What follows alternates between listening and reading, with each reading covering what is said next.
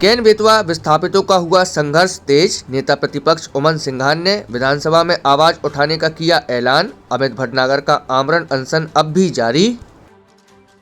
खबरों के प्रायोजक है दिल्ली पब्लिक स्कूल छतरपुर, जहां आपके बच्चों को मिलती है अच्छी शिक्षा व अच्छे संस्कार, जिसमें प्रवेश प्रारंभ। अधिक जानकारी के लिए करें संपर्क। केन बेतवा लिंक परियोजना के कारण विस्थापित हो रहे ग्रामीणों का आंदोलन अब निर्णायक मोड़ पर पहुंच गया है। पिछले कई दिनों से न्याय की मांग को लेकर संघर्षरत ग्रामीणों ने और अमित भटनागर का आमरण अनशन लगातार जारी है। अब इस मुद्दे को मध्य प्रदेश विधानसभा के पटल पर उठाने का निर्णय लिया गया है। मध्य प्रदेश विधानसभा में नेता प्रतिपक्ष उमन सिंघान ने इस गंभीर मुद्दे का संज्ञान लिया। उन्होंने आश्वासन दिया है कि केन बेतवा विस्थापितों की आवाज अब विधानसभा में मजबूती से गूंजेगी। सरकार ने विस्थापितों के पुनर्वास और उनकी मांगों पर चर्चा करने के लिए विपक्ष द्वारा दबाव बनाया जाएगा।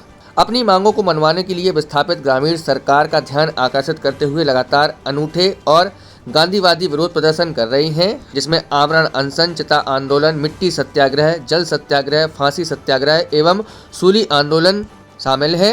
आंदोलनकारियों का कहना है कि वे विकास के विरोधी नहीं हैं, लेकिन विस्थापन के बदले उन्हें उचित मुआवजा, बेहतर पुनर्वास और स्थायी आजीविका की गारंटी चाहिए।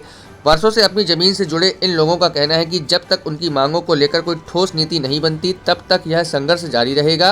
अब देखना यह होगा कि नेता प्रतिपक्ष के विधानसभा में इस मुद्दे को उठाने के बाद सरकार का रुख क्या रहता है और क्या इन विस्थापितों को उनका हक मिल पाएगा।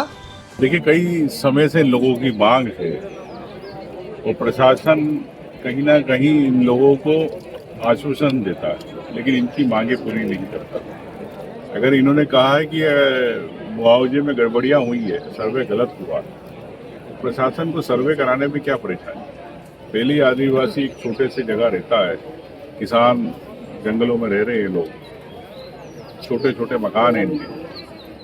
आप जानते हो कि आज एक घर की छत बनाने में 1-1.5 लाख रुपए खर्चा आ जाता है।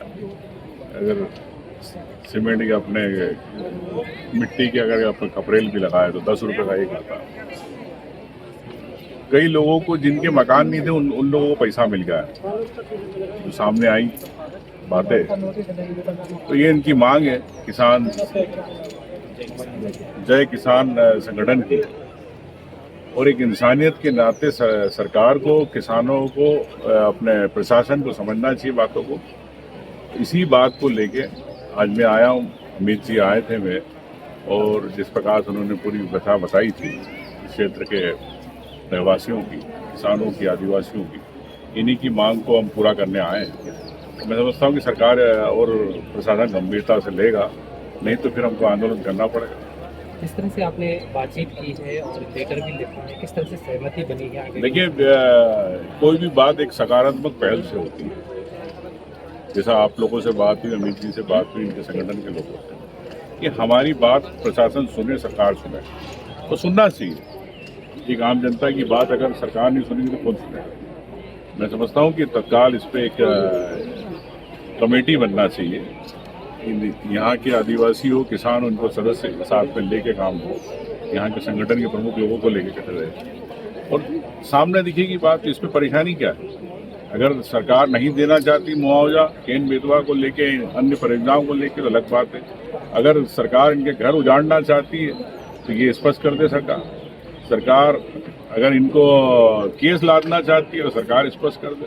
तो मैं तो भाजपा सरकार से जानना चाहता हूँ, मोहन यादव जी से जानना चाहता हूँ कि ये लोग बगैर घर के, बगैर रोजी रोटी के कैसे रहेंगे? क्या इनको सड़कों पे आप सुनना चाहते हो?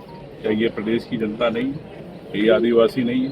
मैं समझता हूँ कि मोहन यादव जी को पहल करना चाहिए, तत्काल इस पर संज्ञान लेना चाहिए।